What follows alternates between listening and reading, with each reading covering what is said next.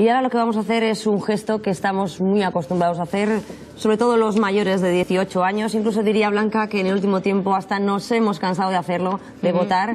Un gesto que, sin embargo, hay 100.000 españoles que no pueden hacer. Y no lo pueden hacer no porque no quieran, sino porque no pueden, porque la ley no les deja. ¿Y esto por qué se lo contamos? Pues porque esta misma mañana se ha celebrado en Madrid la concentración ante el Tribunal Constitucional de diferentes asociaciones reclamando el derecho a voto de todas las personas con discapacidad.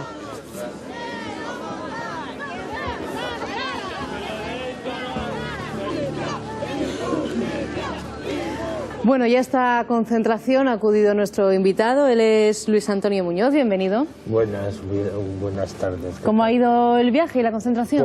Pues está muy bien, ha habido mucha gente y hemos ido para reivindicar nuestros derechos para poder votar, ya que somos un sector un poco discriminado y eso para que nos dejen votar y para decidir nuestros derechos y que además que se intente hacer en lectura fácil para que lo entendamos mejor la gente con discapacidad. Luis Antonio, vamos a ir por parte. Cuando tú te enteras que no puedes votar, imagino cumples 18 años como todos y hay elecciones y todo el mundo va a votar y a ti te dicen que no puedes votar. ¿Cómo te sientes? Pues te sientes mal porque piensas que eres una persona como los demás y tendrías que tener derecho igual al voto y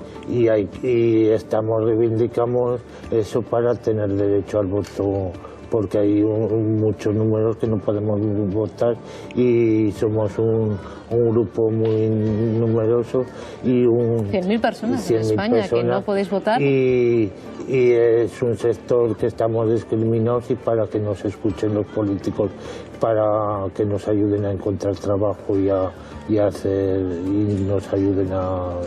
Es que tenéis todo el derecho. Esta mañana, ni cortos ni perezosos, os habéis ido a Madrid. ¿Quieres que veamos un pequeño vídeo que hemos preparado con vuestro viaje? Venga, vamos a verlo. Por el derecho al voto de todas las personas. Una ley que sirve para proteger el futuro de nuestros chicos no conlleve también quitarles sus derechos fundamentales. Todas las personas somos iguales. ¡Mi voto cuenta! Vamos a unirnos en Madrid con todos los compañeros y compañeras de todo el Estado y donde vamos a reivindicar y no solicitar, sino exigir el derecho al voto para todos los discapacitados. ¡Mi voto cuenta! Ahí dando caña, Luis. Oye, Luis, yo no te voy a preguntar a quién votarías, porque eso es secreto, pero ¿a ti te interesa la vida política? ¿Te sigues a los partidos políticos? Sí, que seguimos, lo que pasa que lo tienen que hacer en lectura fácil para que lo entendamos mejor. Claro, ese es otro problema, pero que nos pasa a todos, que a veces nos cuesta muchísimo entender a los políticos, porque hablan de temas complejos, de economía, y lo que pedís también es que esos programas que ellos hacen, que se simplifiquen para que los podáis entender con mayor facilidad. Sí, que lo hagan en lectura fácil y menos de eso para que lo entendamos más fácilmente y sepamos a quién votar, lo tengamos más claro a quién votar. Porque claro, a vosotros os ha pasado a veces que estáis informándoos de política, cosa que muchísima gente que no tiene discapacidad no lo hace y vota igual, porque está en su derecho, por supuesto, y os estáis informando y os cuesta entender qué es lo que realmente proponen los partidos políticos. Pues sí, cuesta entender lo que proponen porque no lo hacen fácilmente los programas para que lo entendamos las personas con discapacidad intelectual. Bueno, vemos que llevas aquí tu pegatina reivindicativa con el hashtag Mi Voto Cuenta, para que en redes sociales todos os podamos apoyar y nos podamos unir a vuestra causa. Vamos a hacer una cosa, Luis, vamos a devolver el debate a la mesa, vamos a estar allí hablando de este tema. En cualquier momento que tú quieras intervenir, porque tienes algo que decir, levantas la mano, pero di lo que quieras. Yo quería decir que como personas de discapacidad intelectual formamos hace un poco el tiempo una asociación que es la primera de discapacidad intelectual y los fines son dar a conocer a la sociedad las necesidades de las personas con discapacidad intelectual, hacer que las ciudades sean más accesibles para las personas con discapacidad intelectual y trasladar las propuestas que nos hagan distintos colectivos a los poderes públicos. Bueno, pues, y ya hemos, ¿cómo se llama esta asociación, por cierto? Los que no se rinden. Los que no se rinden. Bonito nombre. Y ya fuimos a Puerto Venecia, que estuviera más adaptado en accesibilidad. Participamos en una mesa de partidos políticos, en una mesa redonda. Estuvimos en una manifestación de accesibilidad y preparamos pancartas. Oye, ¿y os hacen caso? ¿Tú notas que os toman en serio? Porque deberían. Yo creo que sí. Y ahora estamos captando socios y pido yo desde aquí que se apunten, porque contra más socios seamos, ya que somos un sector claro que sí. Discriminar, todos unidos podemos trabajar juntos. ¿Y dónde se tienen que apuntar las personas que nos estén viendo? En la asociación, los que no se rinden. Los que no se rinden. En internet os podemos buscar. Sí. Bueno, pues muchísimas gracias. Otro aplauso para él. Muchísimas gracias por acompañarnos. Lo dicho, cuando quieras intervienes. Ana. Pues sí, vamos a añadir más voces a la mesa. Eso sí, vamos a dar la bienvenida de nuevo porque siguen con nosotros a José María Calleja y a Javier Fernández. Buenas tardes. Buenas tardes otra vez. Y añadimos una nueva voz, Santiago Villanueva, presidente de Plena Inclusión Aragón. Buenas tardes. Hola, muy buenas tardes. Y también recién venido de Madrid, que ha estado allí también en esa manifestación. ¿Satisfecho? Pues sí, satisfechos porque, bueno, yo creo que se han cumplido los objetivos. Los objetivos no era pues juntar mucha gente, porque si no, pues posiblemente se hubiera podido juntar más, pero la idea en principio era pues que personas con discapacidad intelectual, familiares, profesionales y voluntarios pues protestaran ante el Tribunal Constitucional pues para exigir el derecho al voto de todas las personas con discapacidad, ¿no? Sin discriminación y desde luego en igualdad de condiciones que el resto de los ciudadanos. Claro, cuando hablamos de la discapacidad es un terreno en el que no nos solemos mover las personas que tenemos cerca a alguien con discapacidad de una manera tan ágil como quizás vosotros, y también dentro de la discapacidad hay distintos grados y claro, puede que en casa la gente se pregunte, claro, pero a lo mejor hay personas que tienen un grado digamos leve o que tenga un cierto grado de discapacidad y otras personas que a lo mejor realmente pues no puedan ni siquiera moverse de su casa e intelectualmente tampoco puedan ni hablar, expresarse, o sea, es decir, que dentro de la discapacidad hay distintos grados. ¿El voto sería para todos? ¿Cómo harían? ¿Cuál es su propuesta? Hay casi 100.000 personas en España que no pueden ejercer, como bien se ha dicho, ese derecho al voto debido a sentencias que modifican su capacidad legal, ¿no? Pero bueno, el derecho al voto está reconocido tanto en la Constitución como en el artículo 29 de la Convención de Derechos de Naciones Unidas, ratificada por España en el 2008, ¿no? Entonces nuestra propuesta en principio es que, bueno, que con respecto a esa convención no se puede discriminar a nadie en el derecho al voto y a la vida política por el mero hecho de tener una discapacidad. Entonces entendemos que deberían ser todas las personas las que tuvieran derecho a ejercer el voto. Bien es cierto que son los jueces en este caso los que tienen que decidir quién puede votar y quién no puede votar, ¿no? Pero en principio, ateniéndonos al artículo 29 de la Convención de Derechos de Naciones Unidas, no se puede discriminar a nadie en su derecho al sufragio universal, al voto, por el mero hecho de tener una discapacidad. Bueno, pues enseguida seguimos hablando, va a ser dentro de un minuto, ¿verdad, Blanca? Enseguida vamos a intentar analizar por qué hay personas con discapacidad que no pueden votar y, sin embargo, sí que pueden ejercer un cargo público como políticos. Será en un minuto, pero antes fíjense, vamos a seguir hablándoles del temporal, de la nieve, este perro que recorrió un largo recorrido desde Llanos del Hospital hasta Benasque para buscar ayuda. Por cierto, la A139 que une Benasque con Llanos del Hospital mañana estará abierta. Las máquinas trabajan. Volvemos en 4 minutos. En un minuto. 3 menos.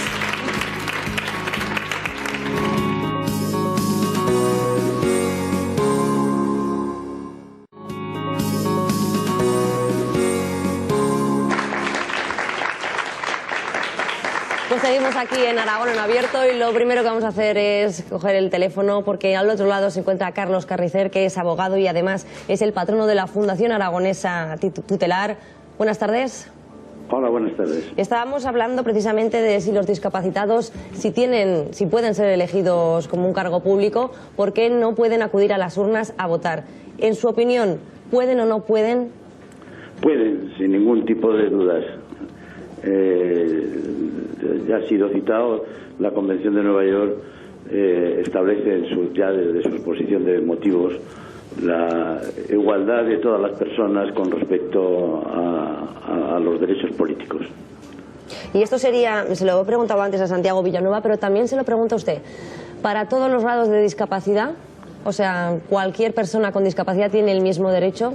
Es que no funciona así. O sea, el principio es que tienen ese derecho. Dentro de los derechos que nuestra Constitución autoriza, el artículo 10 se establece claramente que cualquier interpretación de las normas se hará conforme a la Declaración Universal de Derechos Humanos y conforme a las normas internacionales que correspondan. Entonces, de entrada, todos los discapacitados tienen el derecho al derecho de sufragio. Vamos a añadir una voz aquí en la mesa. Él es también abogado, Javier Hernández, que Javier, creo que tienes otro punto de vista. Sí, no, yo creo que comparto el mismo punto de vista. Carlos, buenas tardes. Hola, buenas tardes. Es fundamentalmente la confusión que tenemos entre discapacitado e incapacitado. ¿Cuál es la diferencia? Bueno, la diferencia es que uno es una cuestión jurídica y el otro es una cuestión, en todo caso, médica. O sea, en España no hay ningún discapacitado que por el hecho de serlo no pueda votar. Yo creo que eso es una falsedad. Todos los discapacitados pueden votar. Otra cosa es que aquellas personas, discapacitadas o no, que se hayan sometido a un proceso civil de incapacitación, artículo 200 del Código Civil, son aquellas personas que no pueden regirse por sí mismas en todo o en parte, el juez, y esto, la ley electoral, el artículo 3, es cuando te priva del voto. Si lo ha dicho un juez, en esos supuestos exclusivamente es cuando el juez determinará si puedes, por incapacidad, no por discapacidad, votar o no votar. ¿Y por qué se recurre a la incapacitación? Bueno, pues la incapacitación precisamente se recurre por los familiares precisamente para proteger a estas personas discapacitadas, ¿no? Porque bueno, de hecho, nosotros en estos momentos en nuestra entidad de Plan de Inclusión estamos precisamente atendiendo a 35 personas con discapacidad en la cárcel de Zuera que están cumpliendo con una condena precisamente por no haberlos incapacitado. ¿Y para qué se hace la incapacitación? Póngame un ejemplo. Pues la incapacitación se hace, como digo, para proteger, porque esa persona no pueda ser manipulada, no pueda ser, bueno, pues no pueda incurrir en algún delito, que ese delito lo lleve precisamente. También por administrar a lo mejor si tiene un sueldo de alguna manera, ¿no? Carlos, entonces. Y entre otras cosas también, pues bueno, pues que pueden tener, o sea, dijéramos cognitivamente, pues para tomar decisiones sencillas, para poder votar, por ejemplo, porque no conozco a nadie en España que se le haga un examen para poder votar, no sea a las personas con discapacidad, porque se les tiene que hacer un examen. Es que a las personas con discapacidad no se les hace ningún examen, se les hacen a las personas que están en proceso de incapacitación, evidentemente, no a los discapacitados. Es que es un concepto distinto, no se puede mezclar una cosa y otra. Entonces, Carlos Carnicer, estamos hablando de términos, son además términos jurídicos, términos que tenemos que manejar bien, por supuesto. ¿Qué es lo que hay que modificar? ¿Qué es lo que hay que cambiar para que estas personas que estamos diciendo con discapacidad que no pueden votar, ya sea porque se han sometido a un proceso de incapacitación, puedan hacerlo? ¿Qué es lo que estáis pidiendo? Bueno, en principio lo que venimos reivindicando es que se abra un poco el criterio que en este momento la jurisprudencia nos pone en el camino de la discapacidad, ¿no? Como muy bien se decía, la incapacidad abre la puerta a examinar el derecho del sufragio, ¿no? Pero no es de ninguna manera se puede deducir del estudio de la incapacidad la falta de derecho para ejercer el sufragio. Hay que tener también en cuenta una cuestión que no ha salido, y es que la recuperación de los discapacitados depende muy mucho de su propia autonomía, de que puedan ellos decidir y exhibir su voluntad sobre determinados aspectos, y esto lo cuidamos muchísimo porque, insisto, la lección de autonomía, el trabajo que su propia autonomía les puede reportar es extraordinario para su recuperación. Desde luego. Carlos, y una última pregunta, ya le despedimos, que sabemos que tiene mucho trabajo. ¿Qué situación se vive en otros países de Europa? Pues hay de todo, pero fundamentalmente, desde luego, lo que se va abriendo paso es como digo, la premisa, ante todo, capacidad para ejercer sufragio. Perfecto, pues bueno, Carlos Canecer, muchísimas gracias por atendernos. Yo creo que aquí el debate es establecer un estigma, ¿no? No creo que tengamos que a las personas con discapacidad intelectual estigmatizarlas. El que pudieran tener derecho a voto esas personas con discapacidad no incapacitadas sería una forma de quitar ese estigma. Y hay una cierta contradicción, porque hay una concejala en el Ayuntamiento de Valladolid, en la legislatura anterior, que tenía una discapacidad y que podía ser elegida, pero a lo mejor no necesariamente podía votar. Conocemos casos de personas con discapacidad que les vemos estar en los medios de comunicación y con un discurso, desde luego, a veces mucho más coherente y mucho más entendible que otros. Yo creo que entonces el matiz estaría en esto.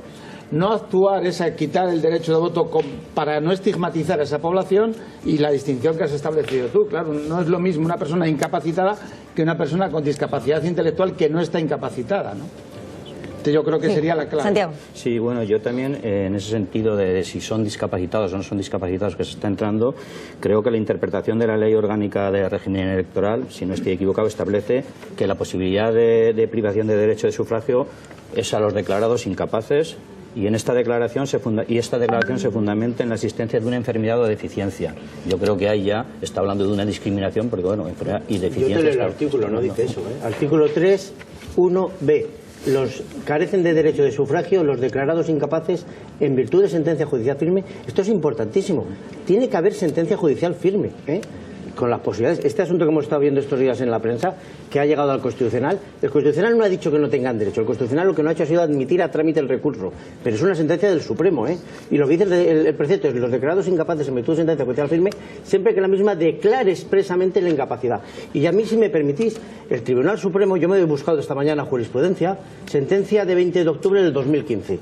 Una persona que se le nombra curator, que es un grado menos que el tutor, se le dice que para muchas cosas tiene que estar acompañada, y dice la sentencia: confirmar la sentencia a distancia si bien se declara expresamente la capacidad de la recurrente para ejercer su derecho de sufragio activo. Es decir, parece que los tribunales actúen como por ciencia infusa, y cuando algo llega al Supremo ha tenido una trayectoria judicial en que el presunto incapaz o la persona que está sometida al proceso de movimiento de incapacitación, que lo han promulgado o bien el fiscal o bien sus propios parientes, analizan con los forenses de los institutos de medicina forense todas estas cuestiones. Por tanto, y el juez al final tiene que resolver sobre las pruebas que tiene encima de la mesa, y resolver: ¿es capaz para gestionar su patrimonio? ¿Es capaz para tomar medicina? Esta sentencia llegaba a decir que tenían que apoyarle para tomar las medicinas. ¿Es capaz para votar? Y eso no conculca para nada el convenio de Nueva York del 2006. Pero hay que ir caso por caso, porque eso es agotador para las familias. No, hay que ir caso por caso. Las incapacitaciones... Yo tenía a mi padre con Alzheimer y lo incapacité, y tuve que ir al juez a que el juez me dijera que mi padre con Alzheimer no era capaz de gestionar su patrimonio. ¿Qué pasa? Yo puedo defender, y no quiero ofender a nadie, que mi padre con Alzheimer podía votar. Es que me parece que son cosas que se van. Yo entiendo mucho la integración. Sabéis que yo incluso en vuestra asociación he dado alguna charla. Pero el discapacitado que tenga capacidad de voto tendrá capacidad de voto, pero el discapacitado que no la tenga, el juez dirá que no la tiene.